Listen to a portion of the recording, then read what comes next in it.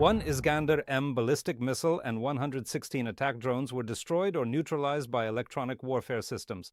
This was done by Ukrainian air defense forces last night. In total, the enemy launched 160 aerial targets at us, with hits recorded in 15 locations. Drones of the Shahed, Jaran, and Talmaz types were launched from Russia and from temporarily occupied territories. Our air forces are doing everything possible to repel the attacks. And here are the scenes showing just how skillfully a Ukrainian pilot in an F-16 fighter jet destroys a Shahed drone. This is proof of that. Here's the video.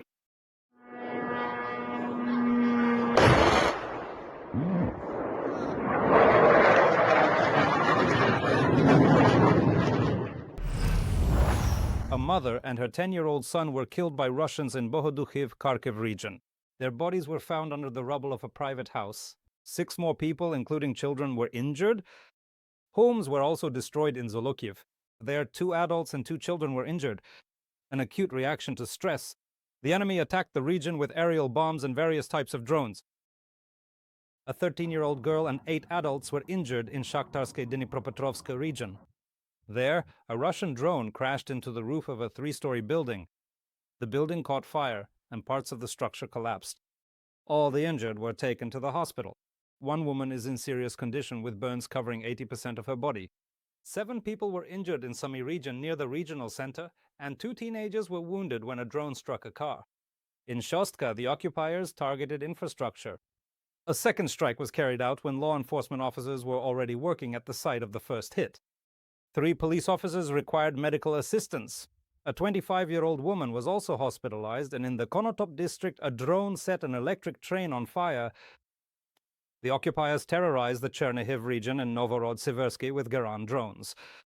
An elderly man did not survive the attack, and 4 of his neighbors were taken to the hospital. The number of victims from the strike on Kramatorsk has risen to 6. The day before, the Russians struck there with 2 high-explosive aerial bombs. 1 person was killed, and among the 6 wounded are an 18-year-old girl and a journalist from Inter TV channel. Shelling continues in Oleksivo-Drushkivka as well, where there is 1 dead and 1 wounded. In the morning, the Russians attacked Kherson with a drone. A woman and a man were wounded, and 6 more city residents were injured the day before. 2 of them are in serious condition. Artillery and drones damaged 3 apartment buildings, more than 50 private houses, a hospital, and a gas pipeline. The Russians have started to use the Gerbera-type drone more actively as a platform for launching FPV drones. A video showing the Gerbera flying and releasing an FPV drone is spreading rapidly across Telegram channels. The process was filmed in the Sumy region, and the video has already been commented on by the advisor to the Minister of Defense, Serhiy Flesh-Bezkreznov. According to him, the enemy now uses this technology on a regular basis, although it is not without its problems. Remote control of drones is not stable, but the Russians are constantly improving it, and with a stable connection they can carry out precision strikes. The first recorded instance of the occupiers using the Gerbera drone specifically as a carrier for FPV drones was on February 3rd. Last night in Odesa, the enemy attacked a residential complex twice with strike drones. 1 man was killed and 2 others were injured. Around 1 o'clock in the morning, the Russians sent about 15 Shaheds towards the city. The defense forces, some of them were shot down over the sea, but a few managed to break through to the densely built-up area. I'll tell you more about everything. Serhiy Osachuk. The main impact site was in this alley near several residential high-rise buildings. As soon as the alarm sounded, people rushed down to the parking lots. One of the suicide bombers struck right next to the new building. There was a guard there at night. He didn't go to shelter and suffered very serious injuries. Rescuers were the first to try to provide him with assistance. Despite resuscitation efforts, unfortunately, the 36-year-old man could not be saved. He died. We also know of 2 more people who were injured. More than 50 rescuers worked to eliminate the consequences of the enemy attack. Psychologists from the State Emergency Service were also on site, providing assistance to the local population. This is what the gas pipeline looks like. It was simply pierced by shrapnel from the explosive part of the attack drone. A fire broke out and several cars parked nearby caught on fire. We managed to talk to the owner of one of them. He parked his car in its usual spot in the evening, and in the morning he saw only the burnt-out frame. Sharp metal shrapnel hit all of these parked cars and this entire building. A Shahed drone also hit the roof of the building. Right now the gas supply is cut off, the boiler room isn't working, and the building has no heating at all. Next, you will first have to officially submit your vehicle for inspection, obtain the necessary and detailed documentation from law enforcement, and reach out to the local city council members, because regular casco insurance policies do not typically provide coverage for specific military risks, and so on. People still haven't recovered from the night attack. They say it was extremely loud. They were afraid the fire on the roof would spread to other floors. However, the firefighters quickly put everything out, and by morning, not only volunteers and emergency services had arrived here. Residents of Odesa from other districts are coming to support those affected. They say trouble brings people together. Of course, it really unites us. It really does.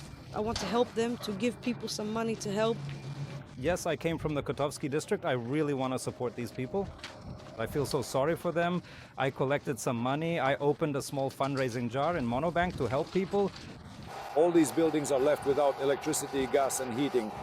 Since last night, an emergency headquarters has been operating in the courtyard. There they are gathering information about those affected to help restore their homes. Many apartments have broken windows, and the neighboring fitness center and hardware store have shattered glass as well.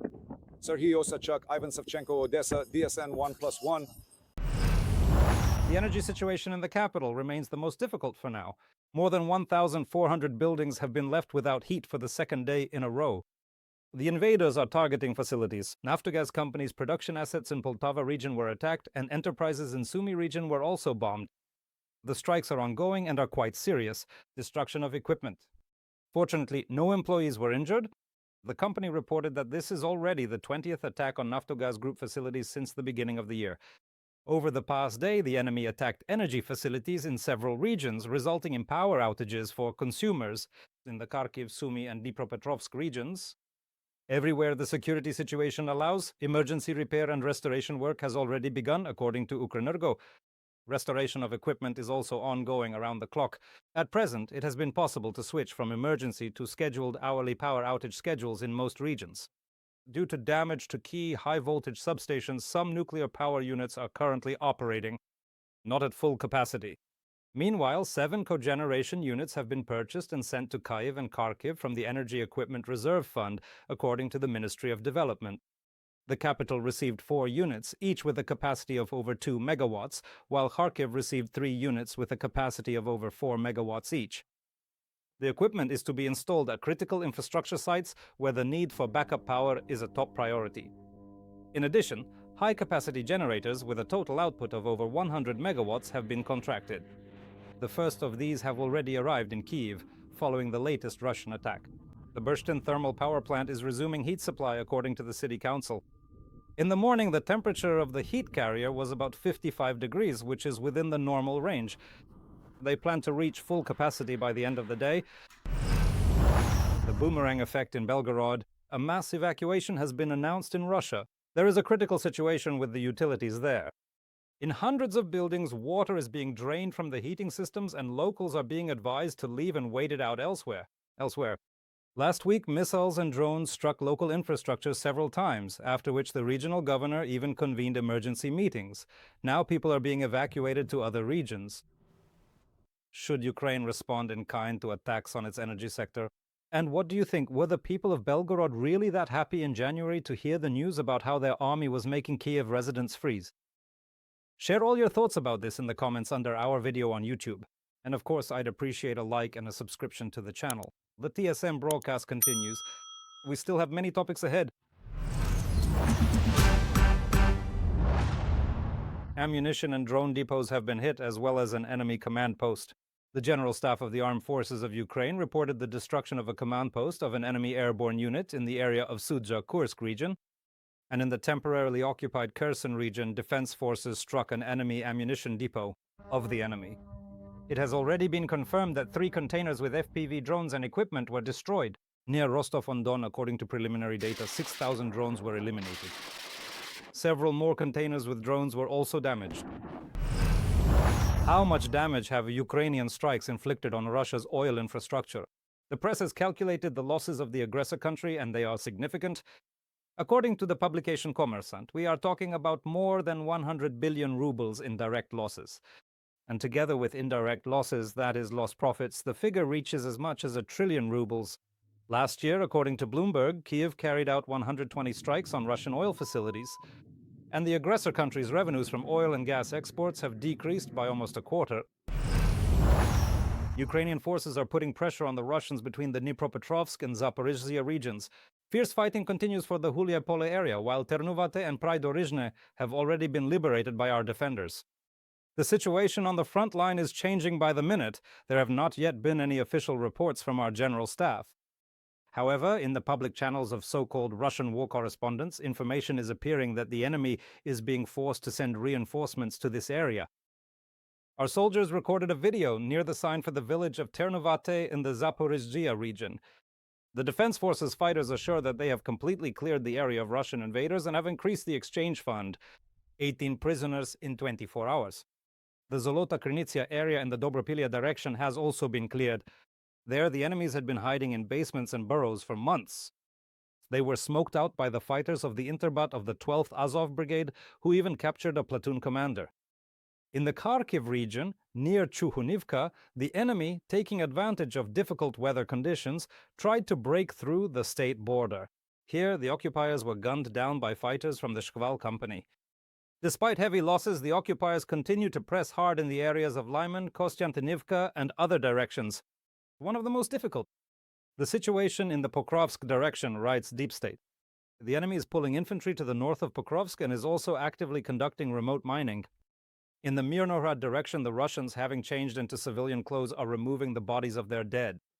Since the beginning of the day, according to the General Staff, our defenders have already stopped 74 enemy assaults. It's minus 12 degrees outside, and in the dugout, it's no more than +2. In such conditions, in the cold and under fire, the soldiers are holding back the occupiers. They are from the 33rd Assault Regiment. Artillerymen are defending positions on a hot section of the front near Huliaipole. Dozens of assaults take place there every day. The soldiers are stopping the invaders with artillery, sniper fire, and the Gvozdika self-propelled howitzer. Our Daria Nazarova has seen the conditions in which the military work and urges you to support their fundraiser for parts and equipment for their vehicles. The QR code will now appear on your screen.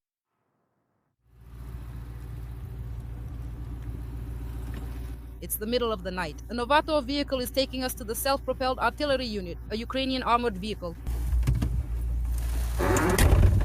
The soldiers admit that they try not to drive to the position too often.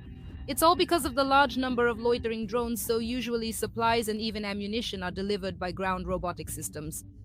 Yes, it's moving. It is actually still flying steadily, right on the throttle. Near the dugout, the artillery crew meets us.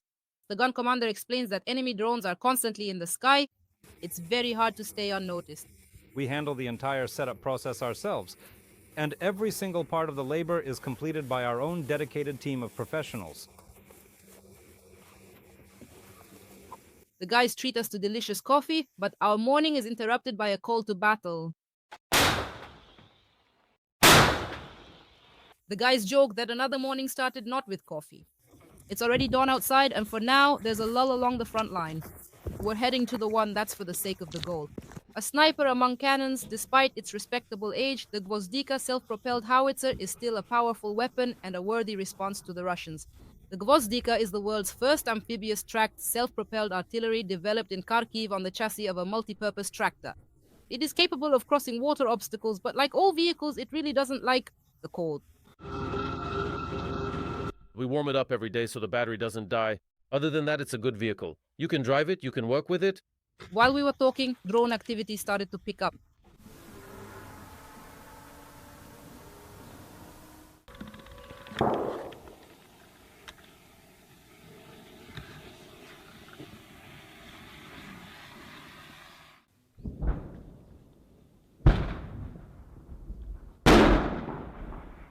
They warm up the self-propelled artillery in the morning so that in the evening the Russians can't spot the vehicle with a drone using thermal imaging. For example, we arrived at the position at night and the self-propelled gun hadn't cooled down yet while we were moving our things. Immediately, a missile strike came in. At night, you can't even smoke outside. If you exhale a puff of smoke, that's it, it's visible. The drone can see it, sees it very well. It's minus 12 outside, and in the dugout, it's no warmer than 2 degrees above zero. The guys don't heat the stove because of the risk of revealing their position, even though the frost, they say, has actually worked in our favor. It slowed the enemy down a bit and as a result reduced the intensity of the shooting. He used to shoot a lot more. at the... Beautiful, unique seashells scattered all along the sandy beach. Sometimes just in the morning you could fire off 40 rounds. Sometimes you might go the whole day, fire off 2 shells, 2 shots, and that's it. You just sit and wait. While the artillerymen waited for new targets, one of the soldiers cooked lunch. It's simple but very tasty, with canned stew and instant noodles.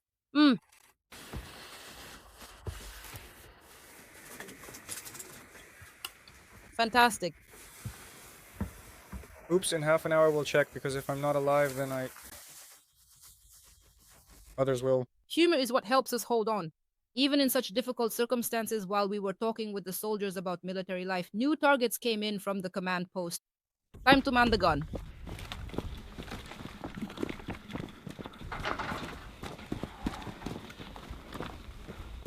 But we can't fire right away because a Russian FPV drone is circling around the Smuha forest. During the time that the drone is out of sight, the guys uncover the gun and fire a heavy artillery shell directly to its target.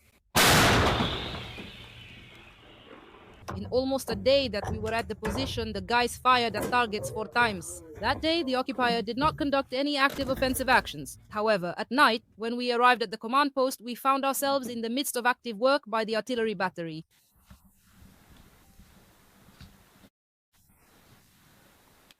Next one, let's do it quickly. 2 quick ones. Aerial reconnaissance detected an enemy position. Right here in this grove. Right now we can see the work of one of our crews. First shot, second shot, and here 2 shells landed precisely on the enemy position. The days on the front are intense, say the artillerymen of the 33rd Regiment, as they launch dozens of shells and strike drones at the invaders. To destroy even more occupiers, the guys need to buy additional equipment and spare parts for their vehicles. You can support the fundraiser via the QR code. Daria Nazarova, Ivan Koroshko, Zaporizhzhia, TSN 1+1. Roshchyna was also targeted because, according to the Russians, she was too noisy. A former prisoner with the call sign Britva told this to the publication Slidstvo Info. How did Russian prison guards morally and physically destroy Ukrainian journalist Viktoria Roshchyna? According to the testimony of a former prisoner who spent some time in a neighboring cell to Roshchyna, she suffered from nervous breakdowns. In the Taganrog pretrial detention center, in front of the guards, the girl tore a lampshade off the wall and tried to cut her veins so that they would bring her a psychologist. However, instead, they locked her in solitary confinement, where she was constantly beaten for so-called improper behavior and for getting on the prison guards' nerves. Viktoria Roshchyna died on September 19, 2024, in detention center number 3 in the city of Kyzyl, Perm Russia. She spent over a year in captivity. She was captured in the occupied territory where the journalist had gone to make reports. When Roshchyna's body was finally returned, forensic experts found evidence of numerous tortures, stab wounds, and the absence of some organs. Before her death, the young woman weighed no more than 30 kilograms. To ban entry into the European Union for Russians who fought against Ukraine. This proposal was put forward to partners by our country's Minister of Foreign Affairs, Andrii Sybiha. He emphasized that this concerns the long-term national security of European countries and their citizens. According to Ukraine's chief diplomat, every Russian who signs a contract with the armed forces of the aggressor must understand that they are also signing a lifelong ban on entry to Europe. Andrii Sybiha cited the example of Estonia, which has already adopted such a decision at the national level. Last month, Tallinn submitted the proposal for consideration by other European countries, and it received considerable support. This idea is now being discussed, and they continue to finance Putin, while the US Secretary of the Treasury criticized Europe for purchasing Russian energy resources. Scott Bessent resorted to sharp public criticism of the Allies, specifically emphasizing, and I quote, "Europe is on the front line of this conflict," referring to the war in Ukraine. The head of the US Treasury also added that Europe continues to finance Putin, since it buys products refined from Russian oil through India. Europeans are financing the war against themselves. It's hard to make up something like this even on purpose, Bessent stated. The American minister accused the Allies of wanting cheaper energy, which is why they are buying Russian oil. The head of the US Treasury also recalled a recent agreement made by his boss, Donald Trump, with the Indian authorities, under which India would stop buying Russian oil in exchange for lower trade tariffs. Optimistic and confident. Keir Starmer's team stated that the British Prime Minister does not intend to resign. Talks about him possibly stepping down began amid the scandal related to the Epstein files.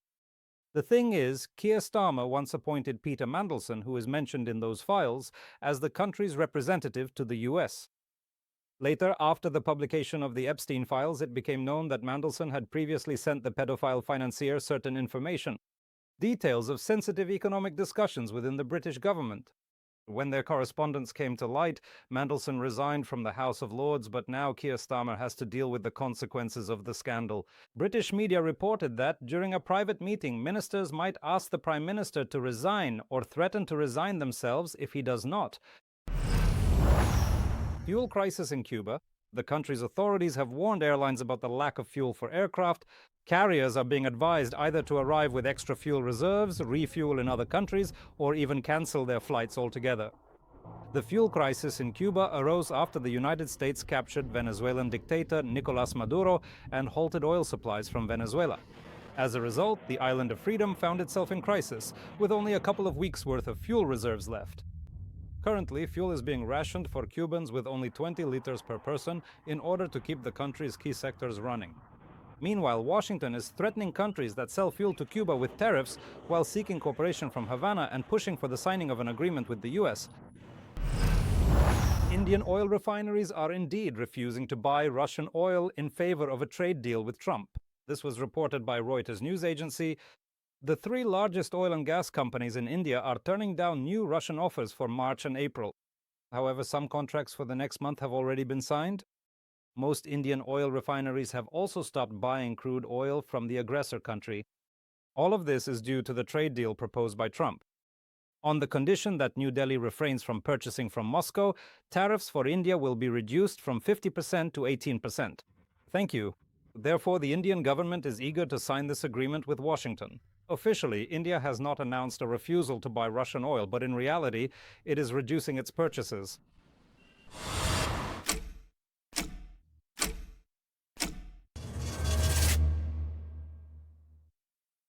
"4 years in prison for bribery instead of 7. The appeals chamber of the High Anti-Corruption Court has reduced the sentence of MP Anatolii Hunko. In August 2023, the Security Service of Ukraine, SBU, and the National Anti-Corruption Bureau, NABU, caught the sitting MP accepting a bribe of $85,000. For this money, he promised a Kyiv entrepreneur to transfer state-owned land belonging to the National Academy of Agrarian Sciences. Later, another charge was brought against Hunko. Law enforcement believes that he appropriated land from the National Academy worth 30 million hryvnias and grew grain on it for sale. The investigation in this case is still ongoing, while in the bribery case, the court sentenced Hunko to 7 years in prison. However, the appeal reduced the sentence to 4 years. The MP was taken into custody immediately in the courtroom. His property will also be confiscated, and he will be banned from holding public office for 3 years. Hunko was elected to the Verkhovna Rada from the Servant of the People Party, but after he was caught taking a bribe, he joined the Restoration of Ukraine group, which was formed from the remnants of OPZZ.